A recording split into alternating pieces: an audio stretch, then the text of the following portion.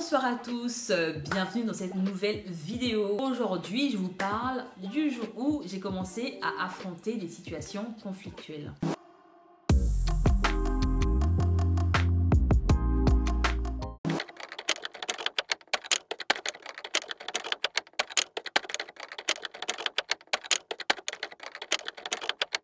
Alors, dans les situations conflictuelles, je parle de situations de tension avec des gens, des situations de désaccord, des situations où j'ai des émotions négatives.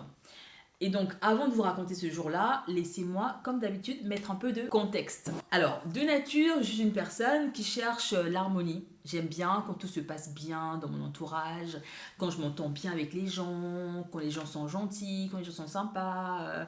J'aime bien quand tout se passe super bien. Et en fait, dans ce genre de nature, en tout cas si vous êtes ce genre de personne, vous voyez ce que je veux dire, c'est qu'on a tendance, en tout cas, à avoir une facilité à exprimer ses émotions positives, mais avoir du mal à exprimer ses émotions négatives. Ce qui fait que je subissais pas mal dans mes relations avec les autres parce que j'avais aucune difficulté à exprimer mes émotions positives, c'est-à-dire à complimenter, à aider, à machin, mais quand il fallait dire non, quand il fallait dire que je ne suis pas d'accord, quand il fallait dire ce que tu as fait m'a blessé, quand il fallait en tout cas exprimer des émotions négatives, j'avais du mal parce que je ne voulais pas froisser l'autre, parce que je tenais à maintenir une situation harmonieuse. Et donc j'avais tendance à privilégier l'harmonie de la relation avec la personne au détriment de mes émotions. Et donc c'était très compliqué parce qu'en fait quand on ne dit rien, on subit. Et quand on subit, sur du long terme, ça pose problème parce que ça m'arrivait, du coup, je voyais des personnes qui vraiment m'énervaient, mais pour quelque chose qu'elle a fait il y a 2 ans en fait. C'est-à-dire qu'il y a 2 ans, elle a posé un acte. J'aurais dû lui dire que franchement, ce que tu as fait, ça m'a pas plu, mais je n'ai rien dit. Et donc, du coup, j'ai continué à être là. Ah, mais super, tout va super bien. Et en fait, voilà, le temps passe et je me voyais mal venir un jour lui dire écoute, faut que je te dise quelque chose. Il y a 2 ans, dimanche matin, tu m'as dit ça, j'ai pas apprécié. Donc ça devenait compliqué en fait. Donc vous cumulez. Et jusqu'au jour où, en fait, ce n'est plus possible quoi. Et donc pour pouvoir gérer ces situations conflictuelles, ça ne s'est pas fait du jour au lendemain. Ça s'est fait progressivement. Donc au début, donc je ne disais rien, je subissais tout court. Ensuite, j'ai commencé à analyser la situation. Donc face à une situation, quand par exemple une personne posait un acte qui créait en moi une émotion négative, ce que je faisais, c'est que j'avais tendance à analyser la situation sur tous les angles, me dire ah. C'est-à-dire qu'en fait, je refaisais la situation, je rejouais la scène sur tous les angles. Et en fait, la conclusion, c'était toujours la même. Ce n'est pas grave. Ce n'est pas grave. Ce n'est pas grave. Donc ça, c'était la première étape. Donc j'analyse la situation et à la fin, c'était toujours c'est pas grave. C'est pas si grave que ça en vrai. Non, c'est pas grave. C'est pas si grave que ça. Donc j'ai tendance à minimiser mes émotions. Deuxième niveau où j'ai commencé à en parler aux gens. À dire écoute, j'ai vu un tel. Ce que cette personne a fait, j'ai pas trop apprécié. Regarde ce qu'elle m'a fait. Regarde ce qu'elle m'a dit. T'en penses quoi? Et je disais ça à 2-3 amis de confiance qui, par rapport à leur ressenti, ils pouvaient me dire non, c'est pas si grave que ça. Ou ils pouvaient me dire non, si, c'est grave. Et en fait, j'ai tendance à attendre la validation des gens pour pouvoir me prononcer en fait sur une situation.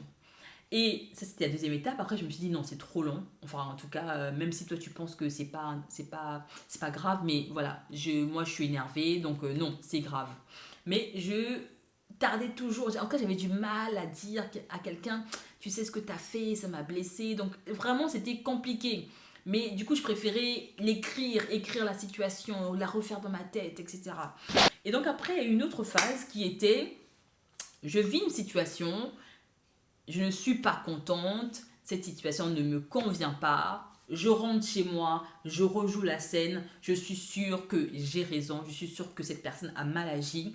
Ensuite, je dors sous la situation et le lendemain, si j'ai toujours cette situation, alors là, j'envoie un message à la personne pour dire écoute, au fait, par rapport à ce qui s'est passé hier, je trouve que voilà, t'as un peu abusé, je trouve que. Et en général, la personne va te dire, me disait oui, t'as raison, j'y ai pensé aussi, excuse-moi, voilà. Et des fois ça passait, et des fois je me disais, mais si elle savait que j'étais potentiellement blessée, mais pourquoi elle m'a pas écrit en fait? Pourquoi elle m'a rien dit? Et j'ai comme ça à me dire, mais en fait, dans cette société, malheureusement, quand tu es une personne gentille, c'est vu comme une faiblesse en fait. C'est dommage, hein. Petite parenthèse, c'est vraiment dommage parce que je connais des personnes qui étaient vraiment gentilles, qui étaient vraiment sympathiques, qui étaient vraiment de très bonnes personnes, mais elles ont tellement été blessées qu'elles se sont mis une carapace et aujourd'hui, franchement, des fois quand je les vois, je les reconnais même pas parce elles ont complètement une autre personnalité en fait. Mais moi, en tout cas, à un moment donné, observation, action, réaction, je me suis dit ça ne pouvait pas continuer.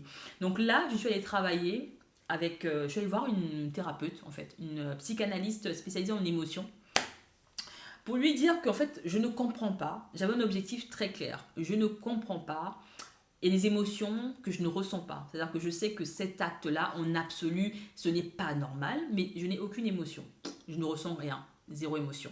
Ou alors, je ressens l'émotion, mais je la minimise. C'est-à-dire que quand je réfléchis, je sais que voilà, j'ai ressenti de la tristesse ou j'ai ressenti de la colère, mais en fait, mon automatisme, c'est vraiment de la minimiser au maximum en fait. Donc j'ai besoin de comprendre ça. Et ce qui s'est passé, c'est que j'ai fait le travail qu'il fallait, ça m'a pris plusieurs mois. Et donc cette spécialiste m'a accompagnée à faire un travail, un chemin vers moi pour comprendre en fait pourquoi j'étais déconnectée, pour comprendre pourquoi déjà j'avais du mal à exprimer mes émotions négatives. Et donc en fait, pour ceux qui ont du mal à exprimer vos émotions négatives, je vous rassure, il y a une solution. Et surtout, il y a une raison en fait, il y a une raison pourquoi vous ne le faites pas. Donc ça se trouve dans votre vie, à un moment donné, on vous a empêché ou en tout cas vous étiez dans un environnement qui ne vous a pas permis d'exprimer des émotions négatives. Et donc après ça se répercute dans votre vie d'adulte, etc. Donc une fois que j'ai compris ça, donc ça revient à ce que j'ai parlé, ce que j'ai évoqué dans la capsule Watch and Grow de la confiance en soi sur le pilier émotionnel. Une fois que vous gagnez en confiance en vous sur le pilier émotionnel, en fait c'est beaucoup plus simple donc de comprendre ces émotions, de les gérer, de les exprimer. Et donc moi, une fois que j'ai travaillé ce pilier, c'était beaucoup plus simple pour moi de commencer à dire aux gens, écoute, ce que tu fais là, je trouve que c'est abusé, ça ne me plaît pas, ça ne me convient pas, je ne peux pas, je ne veux pas. Et donc il y a juste eu c'était devenu plus simple en fait, parce que quand je ressens une émotion, je la comprends. Je sais que cet acte-là, en absolu, je n'aime pas. Ou alors, cet acte-là, je n'aime pas parce que ça me rappelle quelque chose que j'ai vécu dans le passé, et du coup, ça crée des douleurs. Et donc, en fait, j'arrive vraiment à... C'est clair, c'est clair. C'est clair que quand il y a quelque chose qui se passe, je sais exactement ce que je ressens. Des fois, c'est pas totalement clair, mais dans ce cas, j'ai quand même une idée. Je sais que dans les heures qui suivent, ça sera beaucoup plus clair. Donc, je n'ai plus de difficulté, en tout cas, à comprendre mes émotions, à les gérer. Là, c'est important de pouvoir les analyser en fait.